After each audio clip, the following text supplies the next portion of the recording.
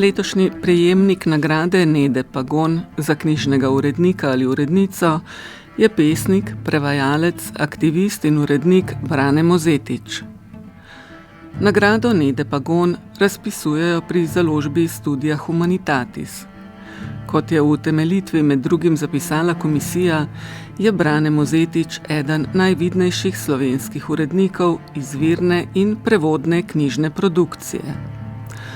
Nagrado je prejel za drzen, dosleden in prepoznaven uredniški opus. Z njim, tako komisija, skrbi za tisto literaturo, ki nastane, ko jezik trči ob meje in kjer literatura še vedno pomeni upor in pogum, pa intimo in javnost v enem. Brane Mozetič je vztrajno in premišljeno oblikoval zatočišče za manjšinske in marginalizirane glasove, za poezijo, ki ni prilagojena, in za misel, ki ni udomačena. Ob tem je Mozetič eden največjih mednarodnih promotorjev slovenske literature in neutrudni organizator. Koordinira literarne festivale, prevajalske delavnice, gostovanja slovenskih avtorjev v tujini, literarne večere, ureja antologije za tuje trge in vrsto let soustvarja enega najstarejših LGBT filmskih festivalov na svetu. Vse to po besedah komisije počne tiho, natančno in z izjemnim občutkom za literarno vrednost, ki ni nikoli ločena od človeškega konteksta. Z Branetom Mozetičem se bomo v nadaljevanju pogovarjala Tina Kozin.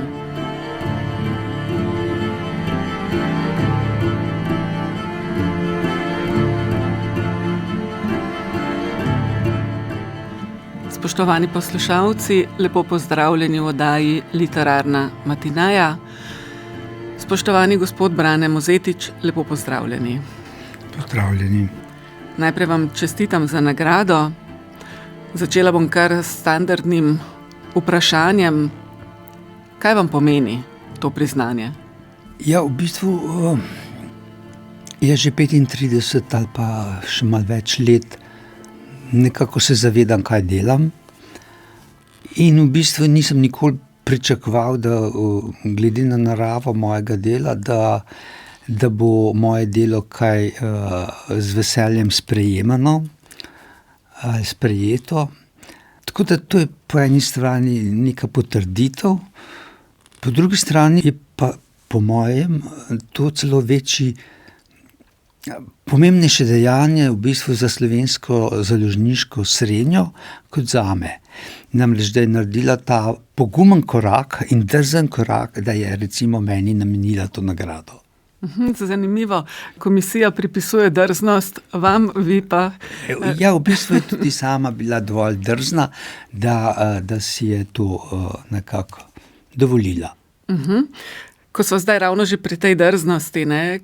Kako pa sami ocenjujete to drznost, ki vam jo pripisujejo? Kako jo razumete? Jaz sem se začel ukvarjati v bistvu na nek način z, bom rekel, promocijo slovenske literature že sredi 80-ih. Takrat sem v bistvu imel še razne utvare, da lahko sodelujem z ostalimi subjekti na slovenski literarni sceni. Hodil sem tudi na sestanke revije Problemi literatura in tako naprej in se skušal vključiti v bistvu v prostor, na kar sem hitro ugotovil, da v bistvu ta prostor je nekako mu vsem vlada patriarhat, heteromoški svet in da jaz tja nekako ne sodim. Ker je bilo tudi kmalu jasno, da sem v bistvu gej, ali pa vsaj takrat biseksualen, je tudi nasprotna stran mi nekako dajala vedeti, da ne pašem zraven. In od tedaj naprej pravzaprav sem nekakšen ta samohodec, se pravi, se tudi nekako sam izoliram od ostalega literarnega in založniškega sveta. Zlasti v prvih letih v bistvu je bil to res pretežno samo moški svet. Šele kasneje so prihajale tudi avtorice, urednice šele v čisto v zadnjem času, založnice tudi, tako da nekako se nisem počutil del pač te večine in zato je bilo moje delo vedno nekako vzporedno. Tudi sem bil v stalnih sporih in spopadih z večinskim delom. Seveda nisem zato tudi nikoli prišel v nobene posebne izbore, žirije, komisije in tako dalje in tako naprej. Omenili ste, da ste več kot 35 let na tej naši sceni, se je v teh letih zdaj vendarle odnos kaj spremenil do, bom rekla, ustvarjalcev LGBT scene ali ne? Deloma ja. V bistvu najbolj se je spremenil mogoče samo pri posameznikih in posameznicah, medtem ko v grobem je pa vedno en tak odziv, ki se ga je vedno nekako čutilo, da družba ali pa tisti, ki odločajo, bodo recimo vnaprej ali pa bodo tolerirali tovrstno literaturo in ustvarjalke in ustvarjalce, jim pa bodo nekako namenili točno določeno mesto z mejami, ki jih ne smejo prestopiti.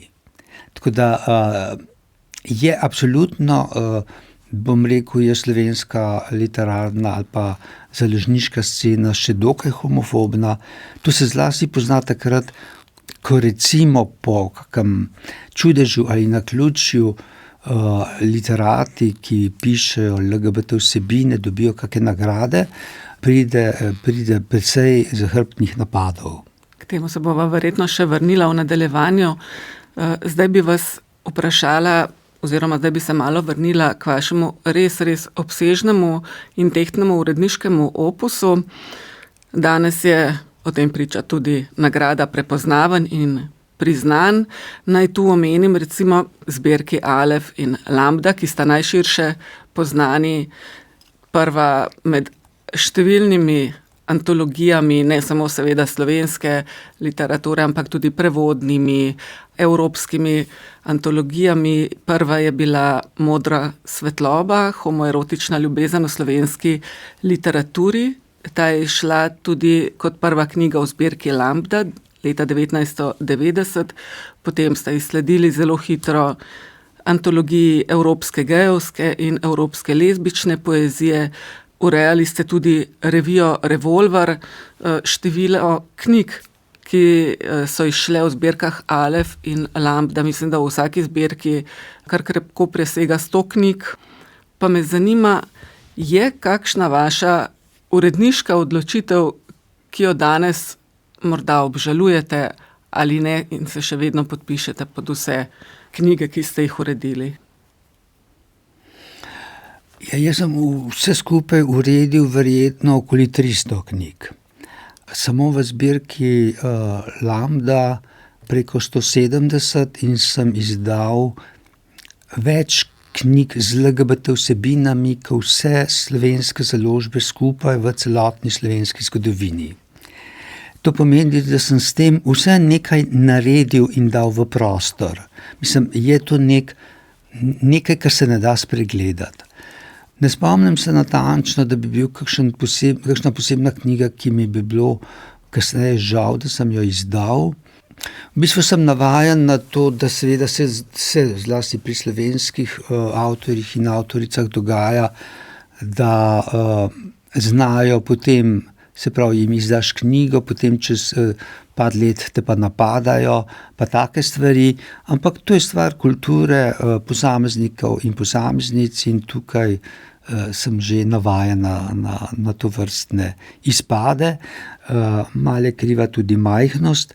Bi pa popravil, mislim, da je bila v bistvu moja prvo uredniško delo sploh, ker jaz sem konec 80-ih nekako začel pomagati pri zbirki Alef, ki je bila v bistvu ena taka zadruga, kooperativa mlajših avtorjev in avtoric, povezana z revijo Literatura oziroma Problem in literatura takrat.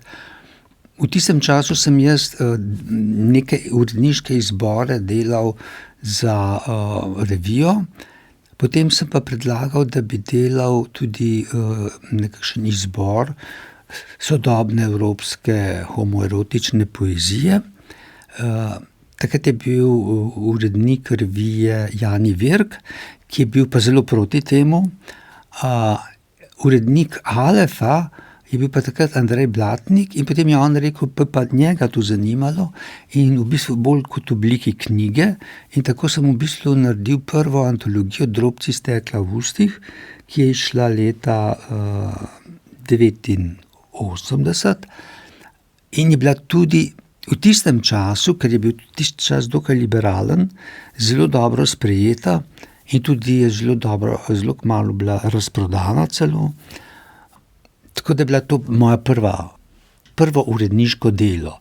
Potem pa sem v bistvu sam ustanovil Lambdo 1 leto kasneje in nadaljeval s tem projektom. Aha, namreč ravno sem vas želela vprašati, kakšni so vaši spomini na začetke sodelovanja z Alefom, preden ste postali urednik, pa ste mi jih, se mi zdi, zdaj nekako že opisali, ne? Ja, jaz sem v bistvu vstopil v slovenski prostor literature mlajše generacije nekako že konec srednje šole. Takrat sva skupaj delala z Igorjem Zabelom in potem sva skupaj v bistvu skušala priti malo na tribuno, pa na literaturo. Mislim, da sva šla skupaj prvič na sestanek in potem sem tudi svoje delo skušal plasirati in prišel v bistvu v stik z Debeljakom in drugimi. V samem krogu revije Literatura se pa nekako nisem počutil v redu, že iz razlogov, ki sem jih prej našteval. So pa bili posamezniki in posameznice, zlasti sem se dobro ujel z Blatnikom in z Lelo Banjatin, ki sta potem konec 80-ih v bistvu bolj upravljala z Alefom in sem v bistvu tam začel nekako pomagati in se tudi učiti. V 90-ih, ko so se pa odprla nova delovna mesta, nove možnosti, je pa večina vseh teh ljudi dobila boljše priložnosti, službe in so vse to spustili iz rok in v bistvu sem, bom rekel, ostal sam in nadaljeval to delo, ki nikoli ni bilo zares plačano, o čemer bova verjetno še kaj rekla. Tako da tudi nisem imel nikoli posebne nobene konkurence, da bi me kdo spodmaknil, pa tudi nekakve posebne pomoči, da bi lahko sem še na koga zanesel pri urejanju teh 2 zbirk. Zdaj sem vas želela v bistvu vprašati nekaj še o zbirki Alef, ampak bi vas vprašala najprej tole, koliko je recimo v najboljših časih izhajalo povprečno število letno knjig v eni in drugi zbirki in koliko jih izide danes? Ja, ko sem jaz prišel k Alefu, so pri Alefu izdajali knjige v nakladi 500 izvodov. S tem, da smo mi sami prodajali, oziroma pošiljali direktno splošnim knjižnicam knjige.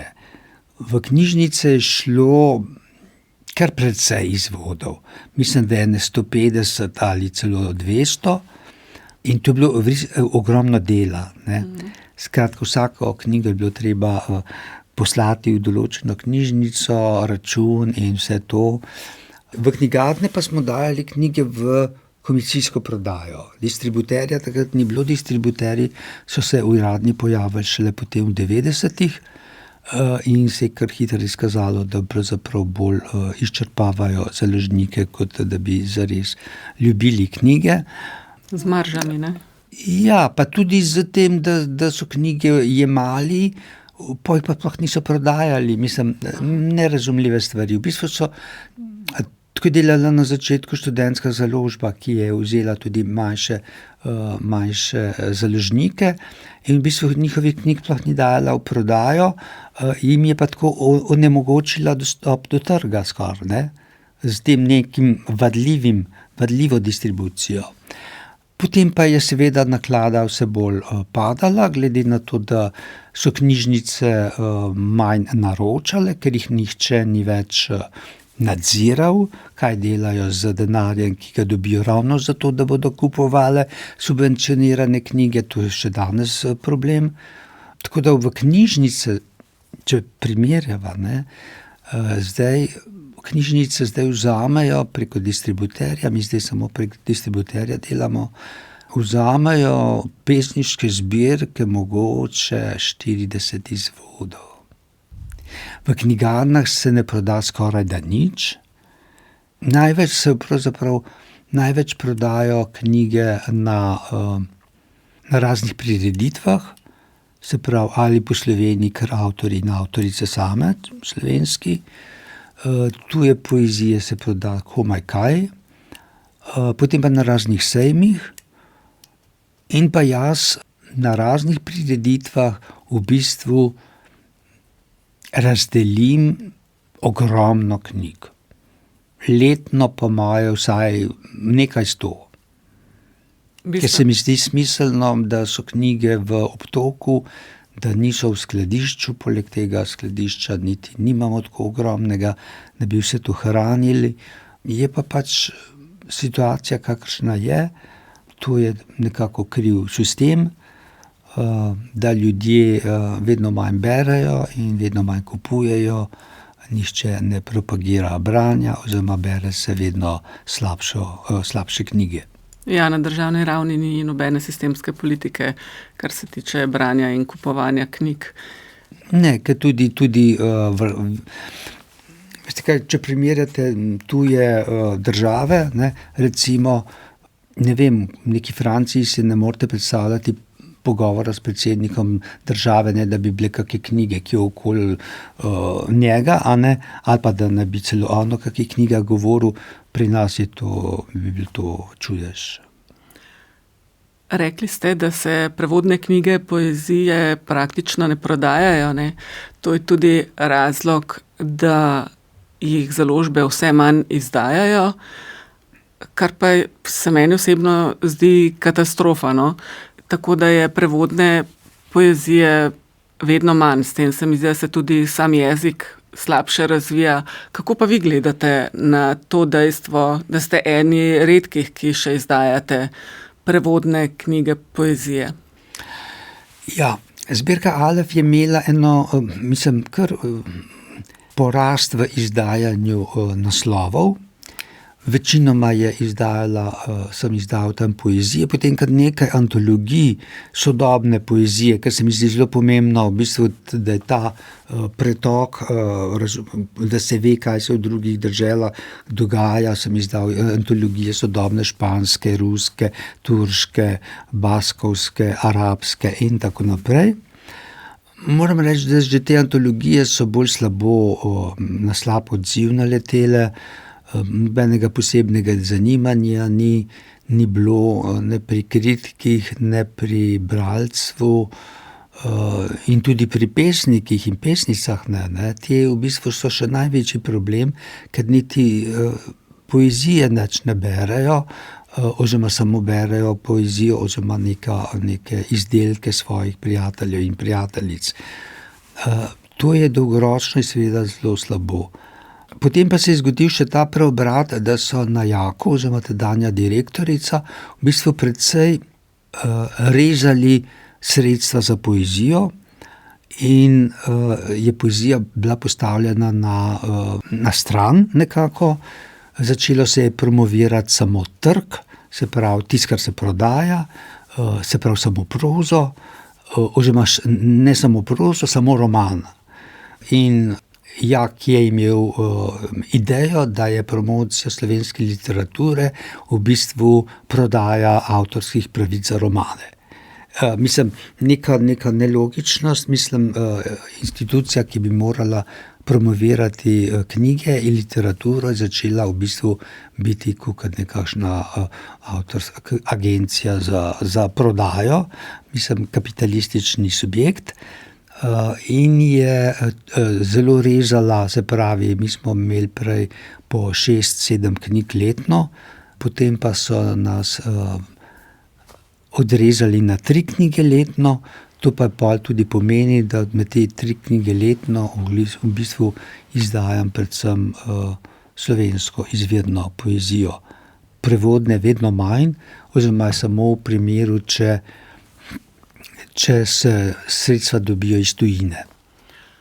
Alef je bil nekaj časa prav na robu preživetja zaradi tako slabe podpore Jak. Torej se ta z leti ni nič zvišala zdaj. Ne, potem se ni nič zvišalo, takrat je bilo pač to rezanje in tudi, če bi kdo, jaz se nisem s tem ukvarjal, ker vsega na tem svetu res ne morem delati, ampak če bi nekdo primerjal, koliko pesniških zbirk je recimo Jak podprl pred 20 leti in koliko jih danes, bi videl to veliko razliko. Se pravi, je že res, da v Sloveniji izide toliko pa veliko pesniških zbirk, ampak v glavnem se to vzame založbe ali pa razna kulturna društva in tudi absolutno ni res, da smo narod pesnikov. Če greste malo čez mejo, boste videli, da drugje ravno tako. Jaz sem bil septembra recimo v Grčiji in so razlagali glede na število prebivalstva in glede na knjižni trg,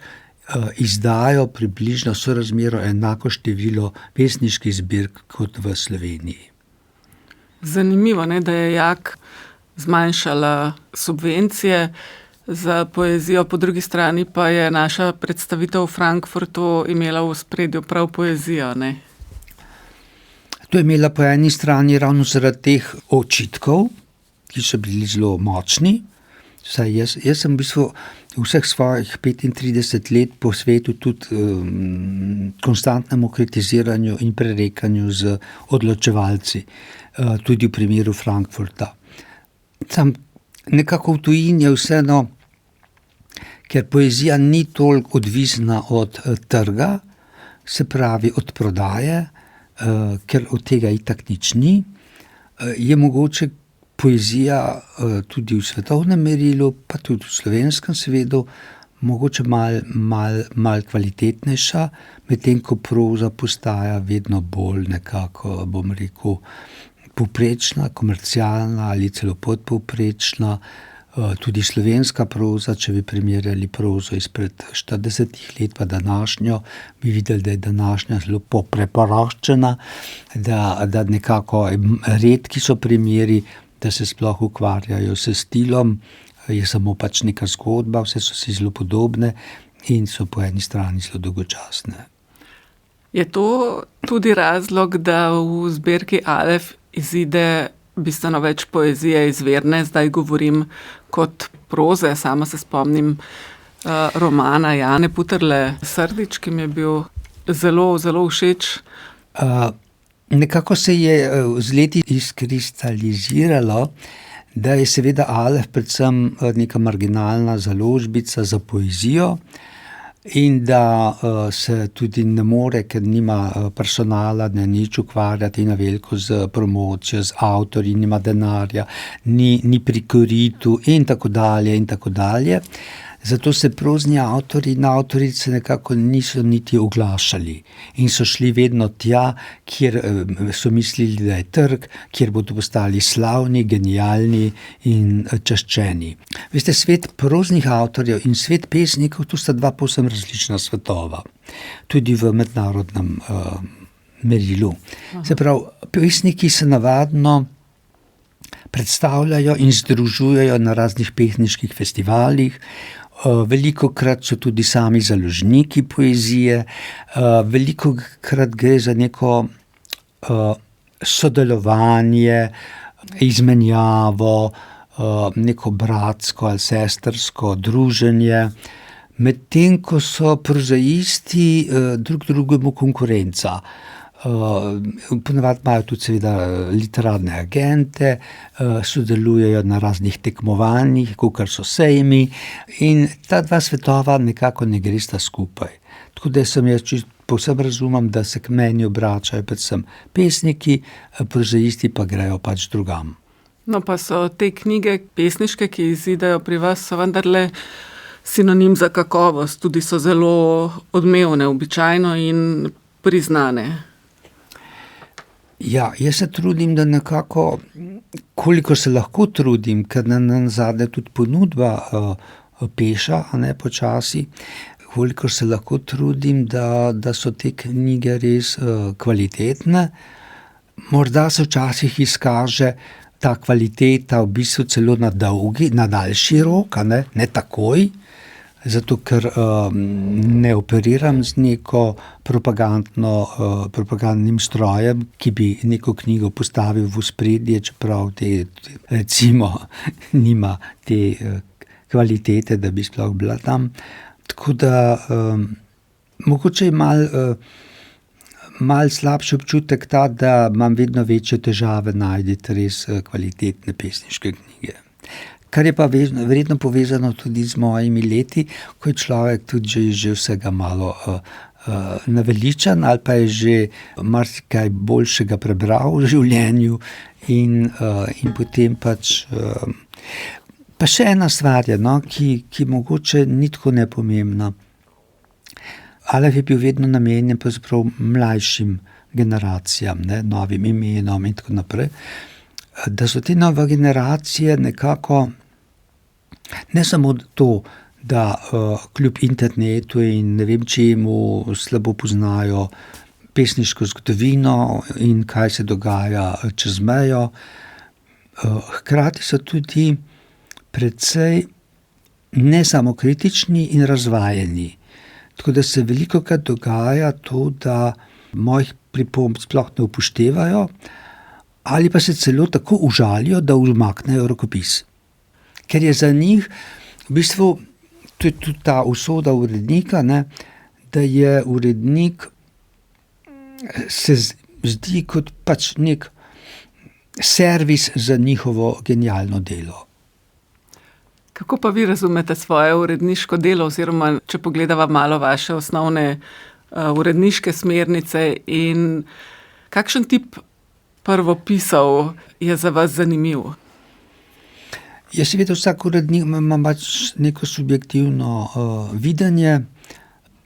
Meni je nekako, bom rekel, raje bom obrnil, se pravi, tuje so mi preveč metafikcijske ali pa poezija, recimo, ki jo Francozi rečejo cerebralna poezija, ali poezija, ki se preveč poigrava z jezikom, to pa iz zelo banalnega razloga, ker jaz zelo veliko delam s tujino in vsakič se potem sprašujem, to se ne da prevesti, kaj bomo s tem, ne? Ker že takrat, ko sem jaz sploh začel, sem jaz vedel, da pač pišem v nekem zelo majhnem jeziku. Poleg tega sem pisal tudi že tako zgodaj o temah, ki jih bere zelo malo število ljudi, ne. In sem vedel, da je treba delati ves čas na prevodih. Tako da najprej sem pri sebi začel na ta način, potem pa tudi pri vseh ostalih. Zato pa delam kar naprej te prevajalske delavnice in tako naprej, da se ljudje tudi srečujejo, da se prevajajo, da se spoznavajo, da mogoče nadaljujejo to svoje sodelovanje. Jaz recimo sodelujem s kakimi tujimi pesniki že po 20 let, ne. Verjetno so mi nekako bližje tiste, ki so bolj osebne, intimne, nekako v ta svet sodim. Nisem nekaj, kar je podobno temu, kar sam pišem, ne. Medtem ko absolutno nisem pristaš kakih religiozne poezije, zagotovo ne, in pa tudi teh poskusov, čeprav, ko sem jaz začel, moje prve pesmi so bile zelo abstraktne in zelo so se igrale z jezikom, to moram priznati. Samo zdaj, če to kitajska berem, se počutim, kot da sem 40 let nazaj. Vaše dejavnosti kot promotorja slovenske poezije in literature sploh se bova dotaknila takoj, samo še nekaj bi vas vprašala, ko sva ravno pri uredniškem delu. Kakšna pa je razlika med uredniškim delom, ko delate s prevodno knjigo, ne z izvirno, Zdaj imam v mislih predvsem vašo izbiro. Ali je slovenski kulturni kontekst ali pa družbeni sploh v čem tako specifičen, da morate imeti pri izbiri tujega avtorja, ki ga boste predstavili slovenskim bralcem, v mislih to specifiko, da vpliva na vašo izbiro, no? Ne. V bistvu se jaz nikoli nisem oziral na to, kje so kakšni bralci, kdo bo to bral, ali to ustreza ali ne ustreza. Mene je zanimalo, že sam ne bi pisal, kot pišem, če bi se to spraševal. Pa tudi urejal ne bi knjig takih, kot jih urejam. Mene zanima predvsem tisto, kar se meni zdi zanimivo, ali pa kar je mogoče provokativno, rad imam malo bolj literaturo, ki je malo bolj mainstream, to me sploh ne zanima. Kakšni bestsellerji, že naprej rečem, da to ni moje področje, ki so nekje na robu, na robu življenja ali pa na robu literature. Jaz imam ogromno avtorjev, ki pišejo o zelo mejnih področjih, no. Seveda sem bil vedno naklonjen področjem seksualnosti, recimo, tako da imam dosti knjig, recimo izdal sem 2 knjigi de Sada, ki prej nista bili prevedeni, ne vem zakaj ne. Ali pa 3 knjige Foucaultove prevedel in izdal Zgodovine seksualnosti. Mislim, to so stvari, ki se mi zdijo, da manjkajo v slovenskem prostoru, da se o tem ne govori. In tudi pri avtorjih velikokrat prihaja do teh robnih tem, no, ki so mogoče malo nepopularne ali pa slovenski narod je na polju seksualnosti izredno zafrustriran in zato tudi potrebuje tovrstne knjige. Piše jih pa tudi bolj slabo in zelo malo. Slovenska literatura je zelo uboga na tem področju, no. Tudi če pogledava ustvarjalce z LGBT področja, je tudi tu tega manj. Zdi se mi, da so nekateri vendarle bolj drzni. Ja, kar se tiče literature z LGBT temami, je tako, da tudi v svetu, da imajo ponavadi, se pravi, gejevska literatura več seksa, lezbična pa malo manj. In v Sloveniji je tudi v bistvu že na začetku tako veljalo. To je bil tudi eden razlogov, da je bila lezbična literatura malo bolj sprejemljiva, ona pa sploh ne. Se pravi, gejevska. Šele v zadnjem času se tudi v lezbični literaturi pojavlja bolj eksplicitno seksualno dogajanje, prej pa tega ni bilo, no. Je bilo zelo bolj tako nedolžno.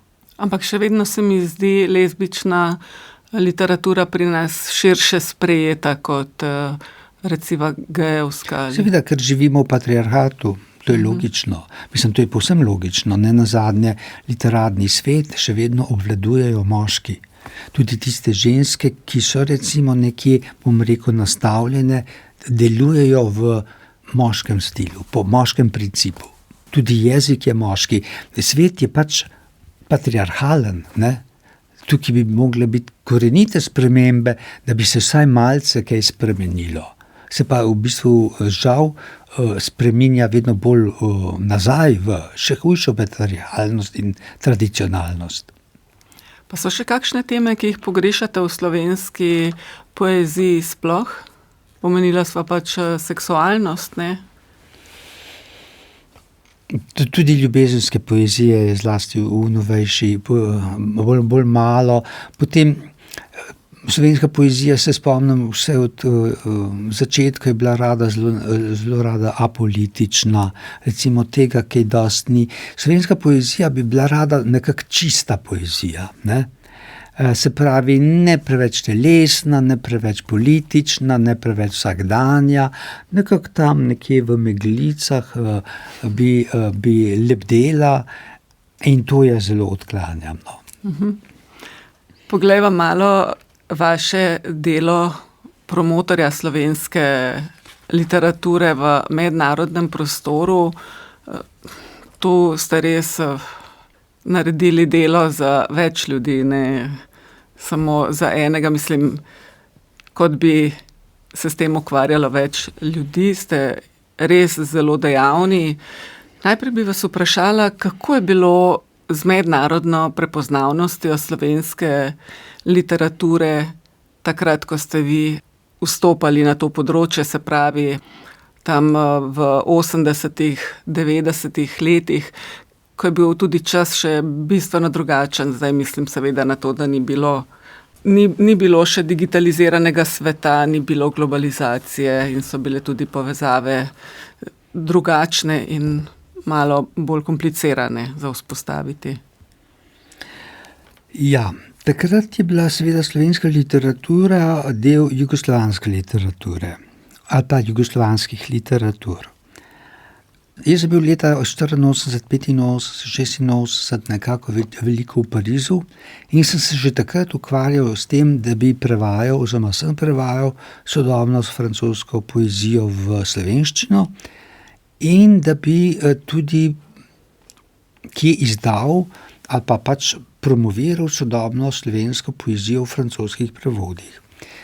Na nasprotni strani, kljub temu, da ni bilo ni interneta, zdaj se ne spomnim kako, ampak obstajali so telefoni, telefonski imeniki in tako naprej. To je funkcioniralo. Skratka, na nasprotni strani je obstajal interes. Jaz sem pa nekako obstal ob dejstvu, da nimamo prevodov in da nimamo prevajalk ali prevajalcev.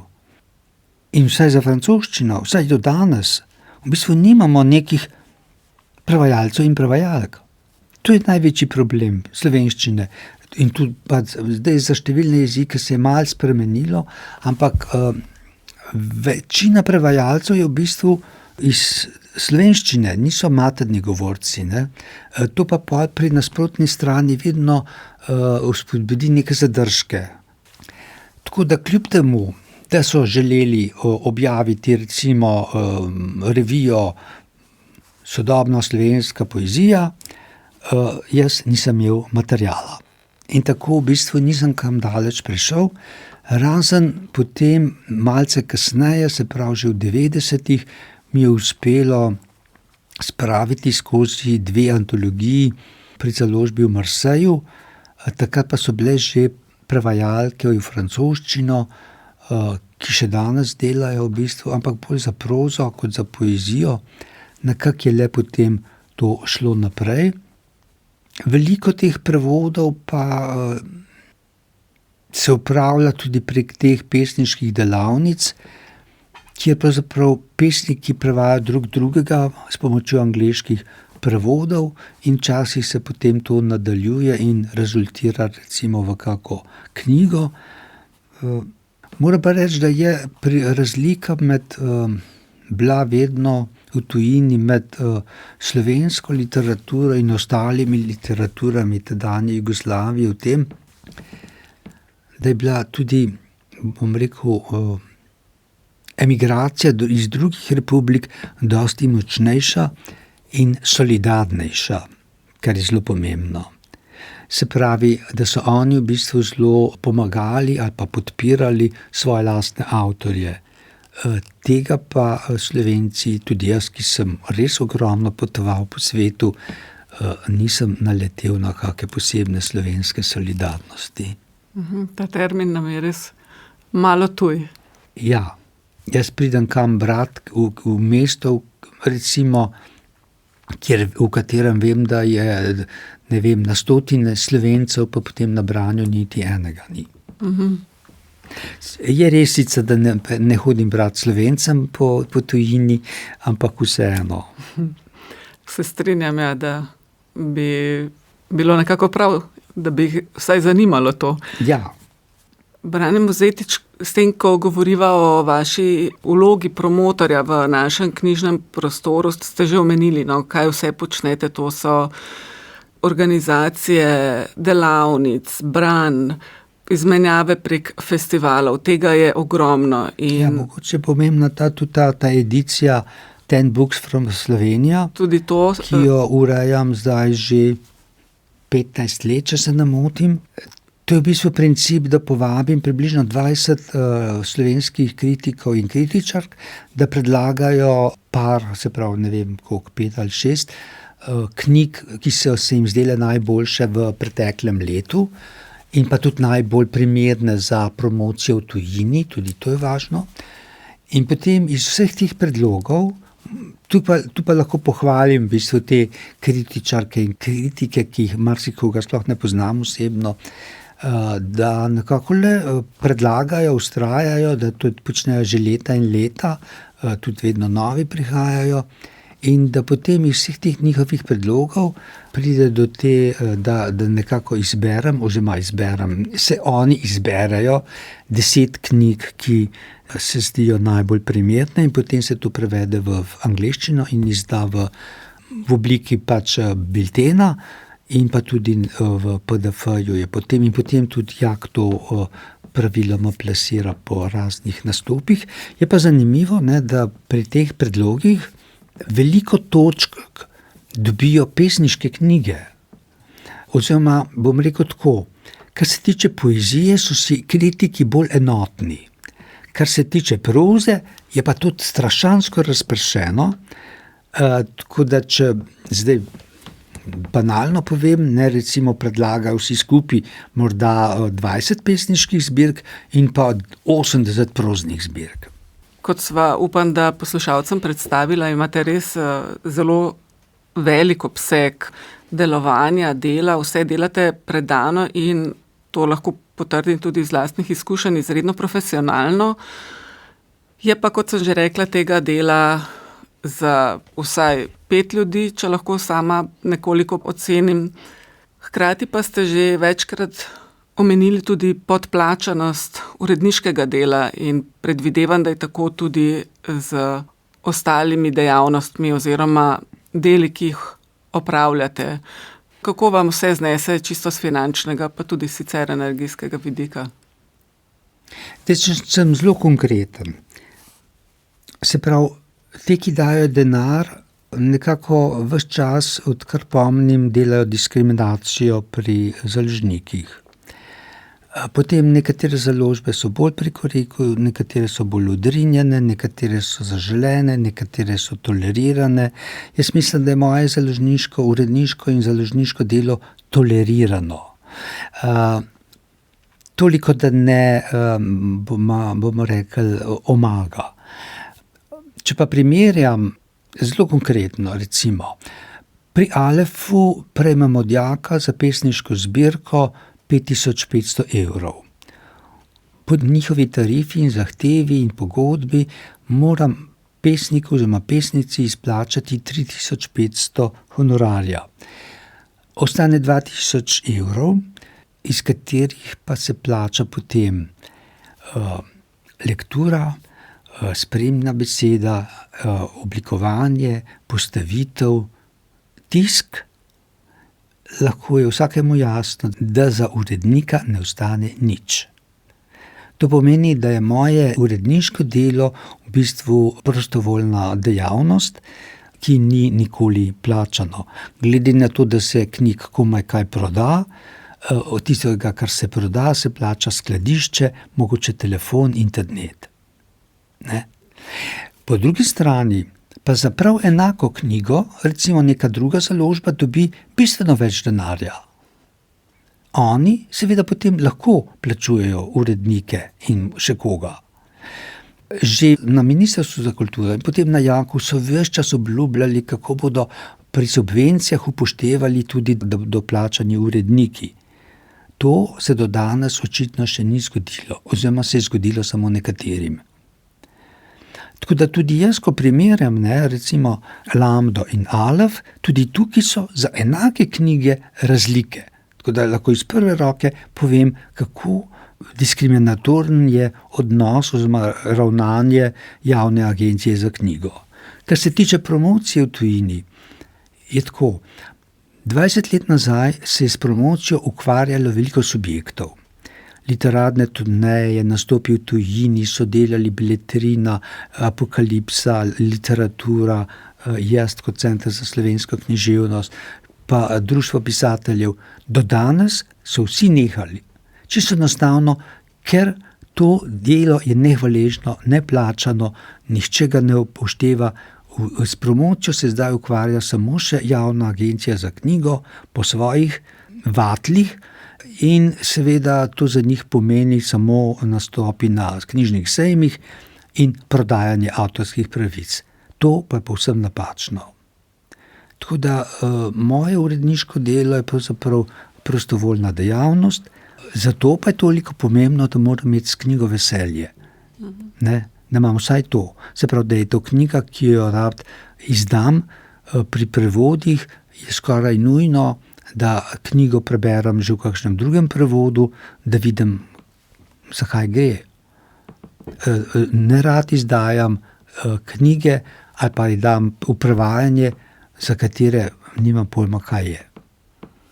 No, ker se nama čas žal izteka, bom zdaj zaključila najin pogovor prav s knjigami, ki so vam bile najbolj v veselje, ali pa morda projekti. Zanima me namreč, kateri uredniški projekt vam je predstavljal največji izziv, a vam hkrati prinesel tudi, recimo temu, največje ali pa velike užitke.